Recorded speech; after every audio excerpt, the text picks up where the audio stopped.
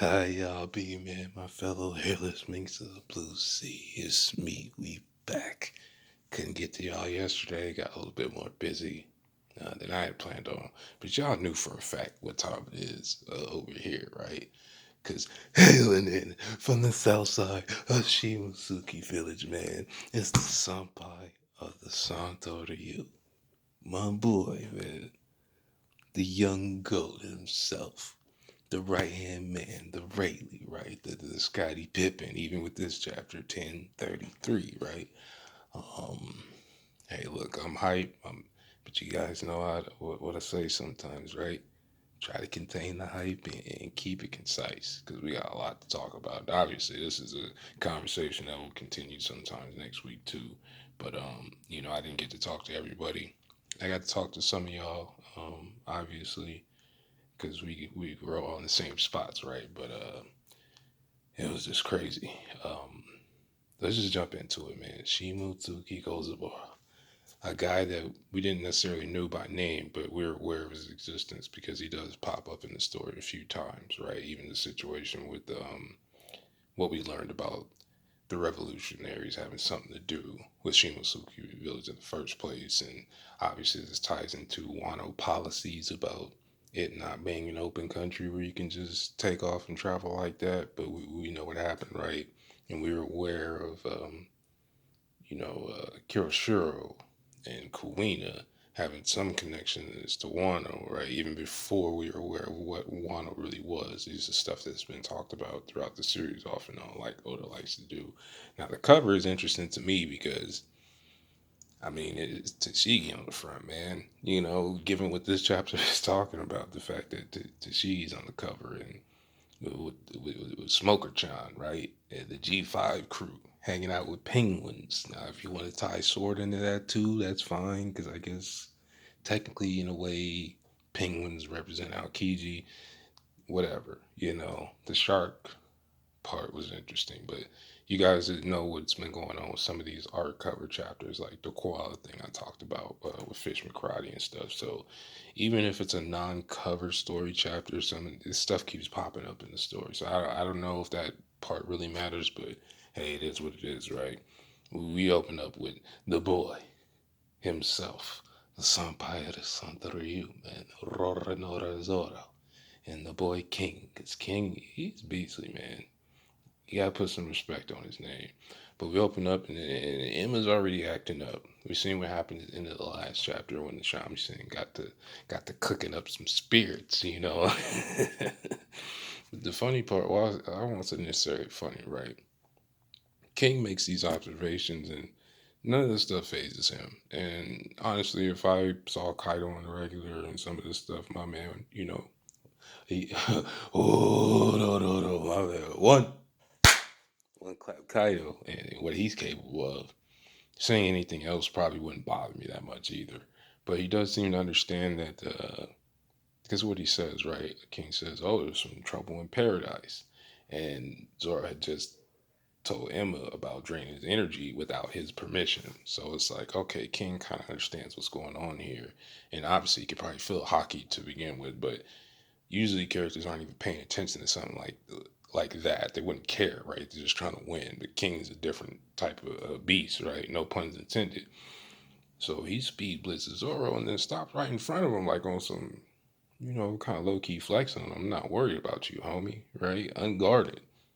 And what Zoro does is interesting because we don't see him use thrust attacks.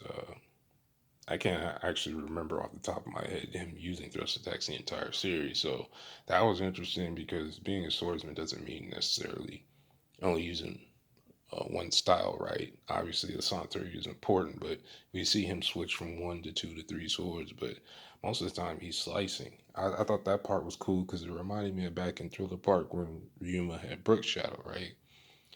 We really don't know what type of swordsman Ryuma was, but because he had Brook Shadow, he used fencing techniques, which they have a lot of thrust, right? When pause, like when remember when Ryuma put the hole in the wall, and Frankie thought it was like, was that a gun? Did he use a gun? And Brook had to explain to him what was going on. That's kind of what that reminded me of.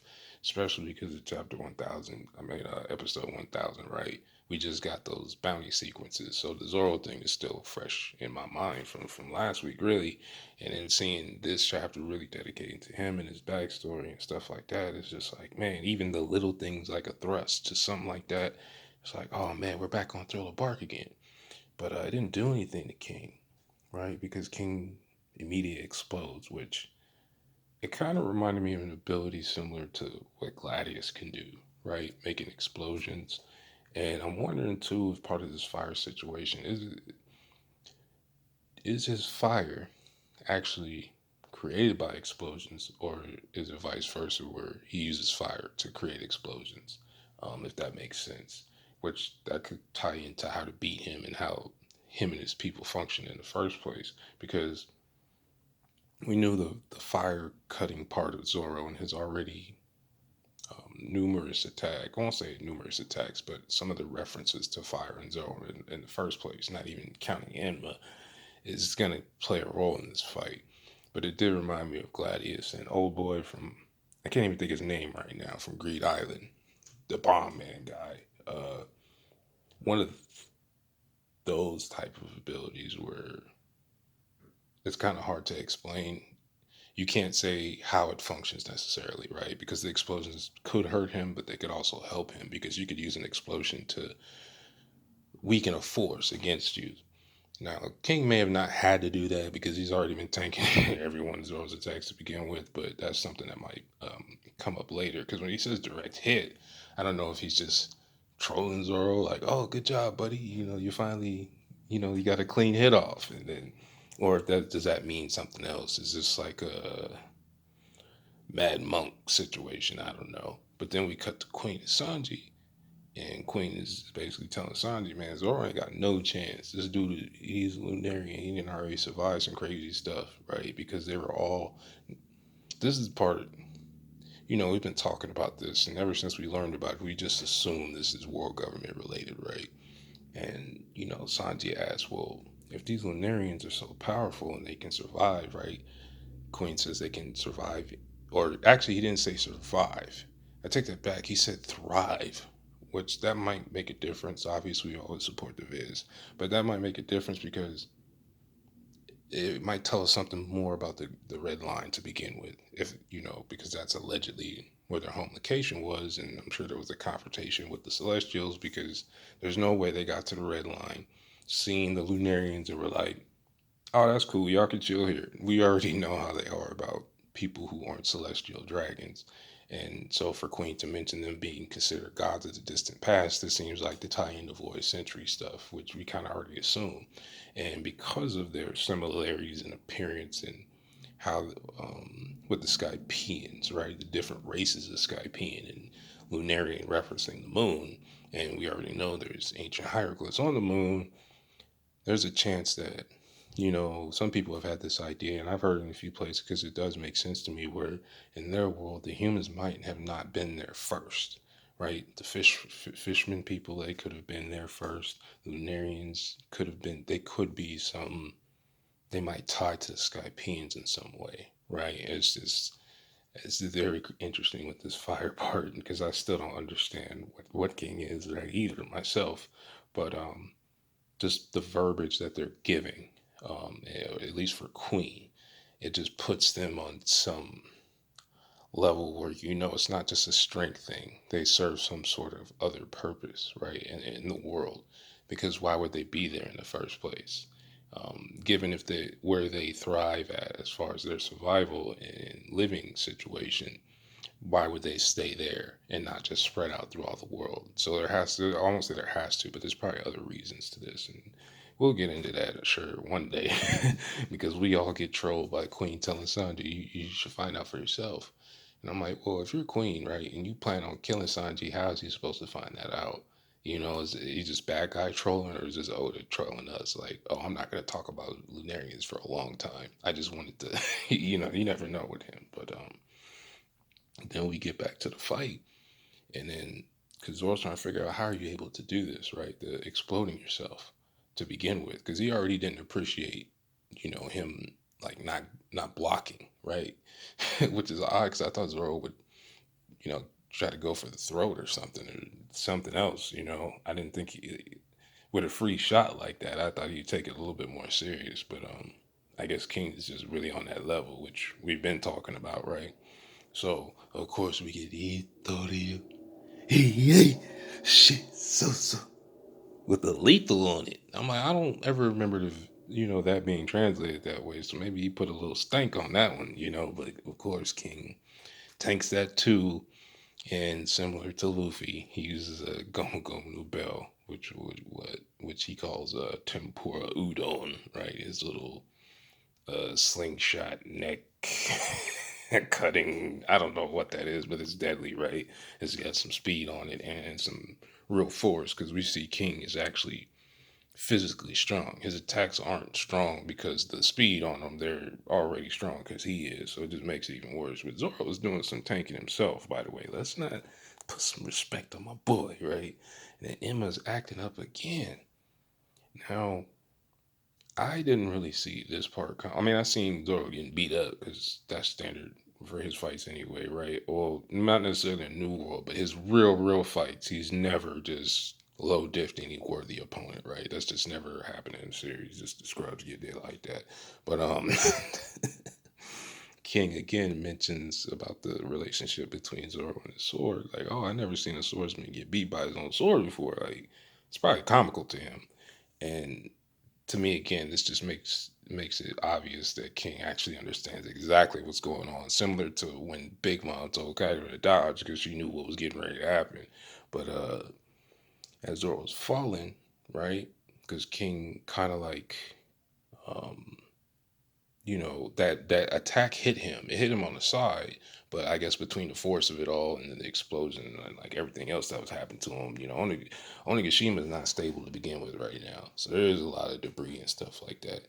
But when he gets knocked, like while he's in the air, right, he catches the Sandai, and then that's when King is kind of like, Zoro's going into flashback mode, which I honestly didn't see flashback coming. And you know what happens when flashbacks pop up, man. It's like a talk no jutsu without having a talk no jutsu because he's flashbacking on the Sandai. So it's like the emotional connection of seeing it fall through the air. And you know how he is about, even though sometimes he's careless with his swords, right? His GPS with his sword sometimes is just as good as his own GPS. Tontada and, just the, what, 2 or 3 times we've seen in the series, even back on. We don't need to get in all that. I don't want to put the negative on my boy right now. Y'all know what time it is, man. He was still the fastest one after 3D2Y, and that's all that matters. Anyway, here's the little flashback, right, of how he got the Sandai in the first place. We go all the way back to Ippon Matsu. And I don't remember his name because even though I didn't never read Hajime Ippo, I'm aware what it is, and I don't know why, but that name always stuck in my head. But the situation with Luck, right? Him tossing to the sword in the air back in Log Town. Again, where he met Tashigi when he simped that one chapter for Tashigi because he looks like Kuina again with the cover. So I just thought that was interesting. Not knowing that before seeing the cover, but when you're reading, you're like, oh, okay, I see what you're on right now. And then King kind of hits him with a Diablo John Blade. And you guys know, like I just been comparing tempura udon to Gomu Gomu no Bell, we get to see in a way what it would look like if Sanji would hit Zoro with Diablo Jambe. I'm not saying Sanji is as strong as King, but you guys know exactly what I mean when I say that. Just like when we seen the chapter when Queen tried to hit Sanji and his sword shattered. That's like that funny stuff, to be messing with us about, because he knows about some of our community character interactions, so to speak. But it knocks him to the ground. And King is like, this dude must be crazy. Like you're risking your life for a sword. You know what I mean? But it's kind of ironic because what's important to King is probably part of the reason. Because I mentioned this before. King doesn't really have to wear a mask. It's not like anything's going to happen to him. The world government could know he's a Lunarian, and what difference would it really make? Because they before have not really just been going after Kaido like that. like King in his own right is something to be worried about. So you're definitely not going after him. But he wears a mask anyway. So I just thought that that's kind of ironic that he looks at Zoro this way for an inanimate object when like Zoro identifies as a swordsman. That's a part of his identity and his connection to the sword. So it's like, okay, King, you don't get it, man. But to him, his situation is more important, right?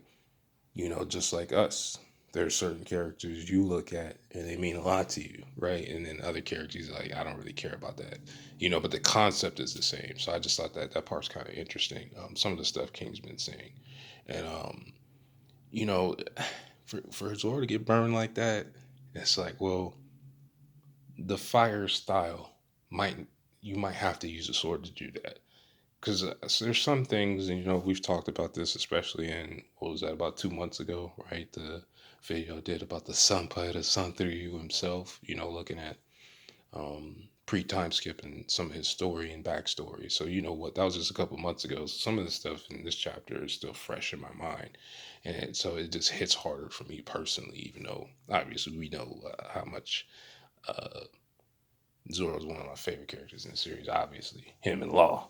So it's just different for me personally. But it kind of answers some questions about why Zoro. Some stuff I thought he just knew and didn't talk about because it wasn't relevant. But I never really thought about how young he was. So I'm like, well, if you think about all the stuff people used to tell you when you was 7, 8 years old, you don't remember half of it, and then it pops up later, like, oh, and you piece some stuff together. So that's kind of because remember, you guys always talk about how he already knew about. He didn't necessarily know Ryuma by name, but he knew it was from Wano already. And in this chapter, because of what we see in the flashback with him and Kozaburo, it's almost like maybe Zoro just assumed that because that's how he's aware samurai dress like that. You know what I mean? And not necessarily he was aware of Ryuma's existence. But I still find it hard to believe, either by lore or something. He just seemed to be aware of Ryuma's existence before meeting him. This might be part of the reason because of Kozaburo himself, right? He's This conversation probably is going to go a little bit farther. Like I think the part about talking about, oh, I didn't realize that was Kuina's grandfather until after he died. It doesn't mean they didn't have any other conversations. You know what I mean? Before that situation happened, they just might not have been necessarily related. So it's just kind of cool that he actually learned about Emma as a kid and didn't even realize it. That part to me was dope because I don't know. I just didn't see that coming. Like we knew about the Sinachi situation. There's already like 3 flashbacks this chapter. That's why I know King's gonna get clapped at some point, right? Not even because of the end of the chapter. He got too many flashbacks in one chapter, homie. That's main character vibes. He like he's either gonna be defeated really badly, which I just don't see happening. Because you guys know I've talked about this a few times. I actually think Zoro will lose, but it will be after he's considered the strongest, or like they're going to imply that somebody's coming to challenge him. One of the characters I brought up was Momo, but I do think when Zoro loses, it'll be after the story is completed. If that happens, it won't be before. I just don't see it. I mean, I see it obviously, but that's just my own agenda. Not necessarily agenda, but that's just that's how I get down. But you know, the fact that something interesting in the chapter about Kozaburo, right? When Zoro mentions that he's a samurai, and he basically tells him, "Hey, shut your mouth. I don't need the Marines or Navy ear or nothing like that, because we do know they have ears everywhere, particularly decipherable." And I wonder if that's because of the ties to the Rev, right? And the fact that he's not supposed to be in East Blue in the first place, because nobody's supposed to be ever leaving Wano. And we talked about this from time to time that the world government has something to do with why Wano is isolated. It's just not because of their own ideologies about that, right? Because there is some truth to the fact that opening your borders will lead to some trouble, because you have people who want things, and as far as greed and the abundance of sea stone, and the more informed individuals in their verse would want to be able to openly just go to Wano for the wrong reasons. So I do understand that part, but we also know why it's important to the story for the borders to become open. And then when you think about the fact that the world government has always, oh, we don't go to Wano, oh, that's this isolated nation and they're not part of this and that. But yeah, they made the poneglyphs. And clearly a lot of the how the system works in their universe are based around stuff revolving around the poneglyphs. There's just kind of like really no way around it. So when Zoro's flashing back, because of the cursed blade, which I think this is cap. Some of these blades are probably really cursed. I understand the concept of what he's saying, and even Oda, to a certain extent, telling us that only the weak or the ignorant that can't explain things, right? They make up reasoning for it, like ghosts. I can't, or UFOs and things of that nature. It's kind of like one of those things, but in this case, it's kind of been true not being able to make that connection because even in the beginning of the chapter, Zoro mentions taking energy without permission. There's no confusion about that. And will be taking hockey from you. There's just no way around it. That's how this blade functions. Now, how he created this blade to do this, I have no idea. Hopefully, we'll get into that. I'm just not really sure if it ties to the Lord of the Underworld thing, but we do see if life changing effects if you lose too much hockey. And the way they explain it is, if like the way it's implied, if you lose too much hockey immediately within a short time period, you probably can't die in the series. We just haven't seen it happen yet. And I honestly wouldn't be surprised if the world government has been working on something to deal with hockey. We'll talk about that in another video relating to science, right, and technology and Vegapunk. But at some point, because of the frequency theories that you guys know I bring up from time to time, I do think that's something that's possible. But this energy frequency situation with related to how Enma functions and it being the Lord of the Underworld, because technically it will kill you, right, if you're not worthy of it. And he's his ideals are not like his son's in a sense, where Kozaburo's statements make it look like he's passive, which he could be, but some of that might be implying fundamentals of how the breadth of all things work, right? If you think about that conversation that Koshiro talked about as far as the purpose of swords and not cutting and things of that nature, that same conversation you could apply to the Das Bones fight when that whole situation. I'm still not sure, but clearly is kind of making it look like their ideologies are different because he was a master craftsman, right? This guy made swords, understanding what they're going to be used for, but also depending on what time period he lived in and the state that one was in, because this is like pre-rocks, right? If you think about how old he had to be to leave Wano in the first place, that's way before the story even takes place. So there's really no telling what was going on during that time period, right?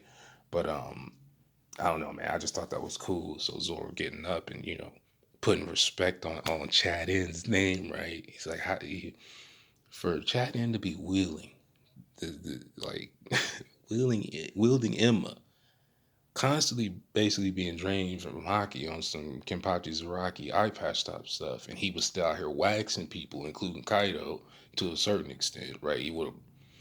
There's always debates about that, but I don't think anybody could be realistic and say Odin could have never won that fight. You know what I mean? Like he had Kaido on the ropes. It's just that Kaido still, no matter what happens to him, he has the raw strength to one shot anybody, like I've been saying. And even now, like even Zoro put respect on his name. You guys know I've been saying all of Roof Piece and Wano in general. There's nobody in Wano right now that's stronger than Odin. That's not. Oh, no, my man, what?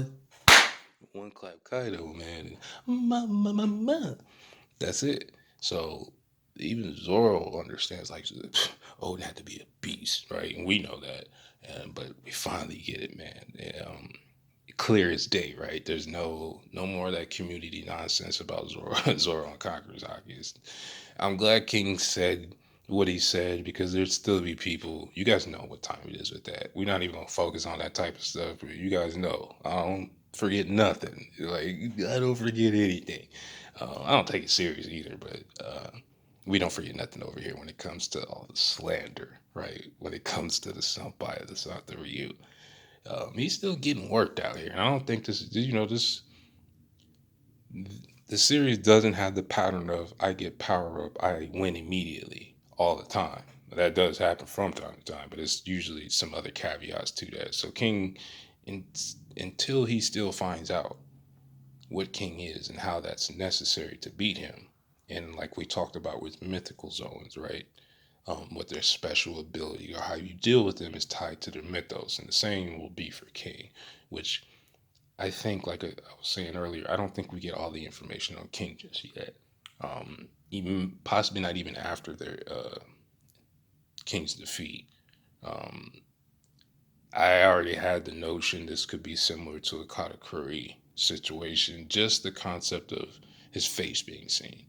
And I don't think King will act the same way. I don't think it'll go the exact same way, but something along those lines. It's different with King because even though I made jokes about nobody coming after King, that doesn't mean he wants people knowing about the Lunarian race, right? And if you think about how do you eradicate an entire species, right? Because even if the rest of the Lunarians are only half as strong as King, if there's like 500 of them living in the same area, they're already the strongest fighting force we've seen in the entire series when we're talking about a base level standpoint, right?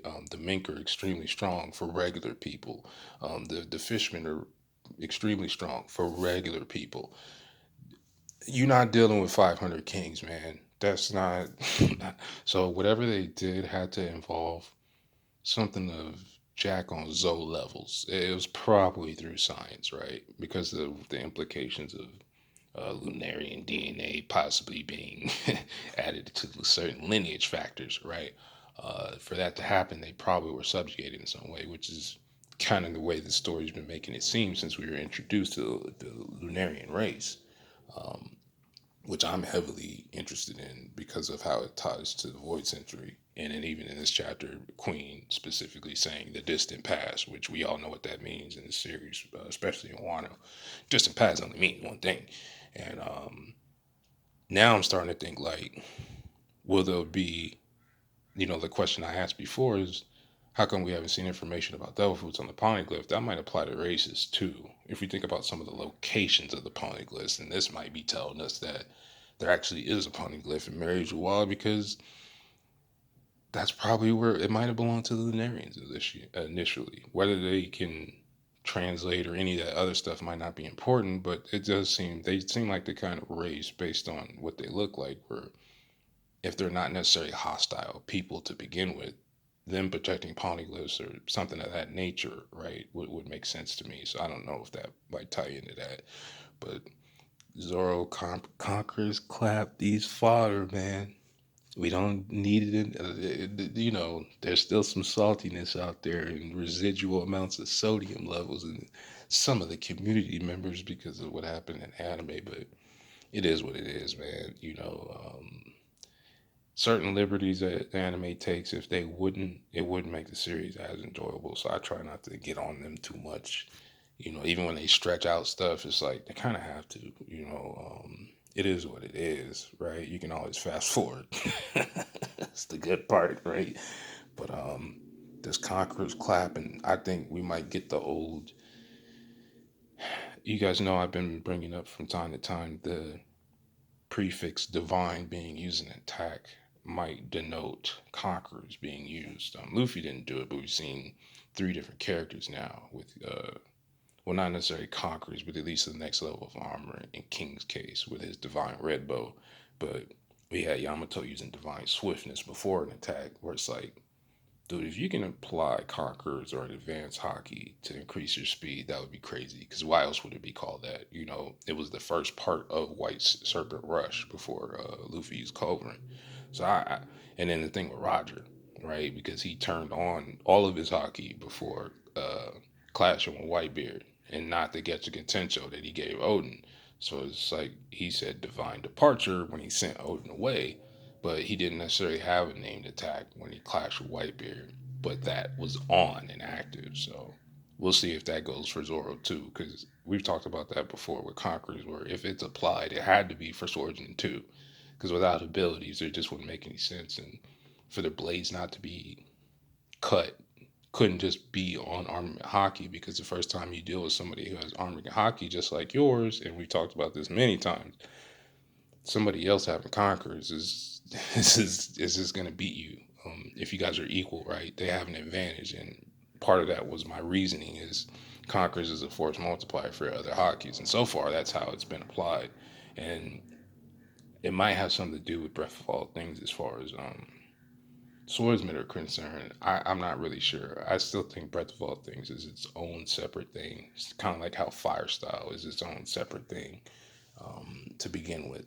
But I think we might get the sky split, man. We might, and it's gonna shake up some stuff because I talk about the Legend of Zoro and Wano to begin with. The Onigashima, Kaido. Now he's out here fighting King. When he dragged and quaked the people at the gambling house, you know what I mean? Which that attack, we're still not sure how that's gonna come into play. But this Conqueror's coated blade thing, you have to. I'm assuming that the fire style is about to come into play dealing with King. I just don't see any other way. I wonder if he can, because now we know that hockey is projectable, right? Does that apply to slashes too? I don't think he'd just be able to do that right off the rip. But the interesting part about it too is if you think about the name of Zoro's attack, Dead Man's Game, that's what he's playing right now. Because he basically says, like, so I got to keep giving up my hockey. But how do I keep giving my hockey? I'll die. And he comes to realization, like, oh, that's what's supposed to happen, right? That kind of would sound confusing unless you think about his original OG statement back in the day, right at the Baratier, when he was talking about the moment I gave up. I gave up my life as soon as I decided to be a swordsman. And so for him to come to that conclusion, it's almost like that's just how it is with soul culture, right? You have to be one with your whatever it is that you wield as a weapon, whether it be your body, a sword, ezo and guns, nunchucks, whatever, smoker, even law to a certain extent. That's just a thing, right? You have to act as one, or you'll never be at the top tier. It's just like the body, mind, and soul thing. So, in him having his Jensen moment for you Bleach fans, for me, it's cool. Oh, that's what I was like talking about the old SBS when he did the Bleach thing and he made the swords personified. That's what Kozaburo kind of looked like to me. And his eyebrows reminded me of Odin's hair. I don't know. He's got that Anthony Davis going on right there, that good old Unibrowski. But yeah, we got a lot more to talk about. Just I didn't want to put too much info into this. You guys know how that gets sometimes because we got Tetsu and all that other stuff and 3 flashbacks. And like I've been saying, before we leave Wano, I feel like we still gonna hear about Yoru because if one of him or his ancestors or somebody related to him didn't make it, he knew who did. He had to. People at the top always know other people's work, even if they never met them in person. So I'm still sticking with that. I'm just glad we got Sword Lord and Zoro Lord. Y'all enjoy your weekend, man. We'll see you back on Monday or Tuesday. I know I'll see y'all in some Discords and stuff. Peace.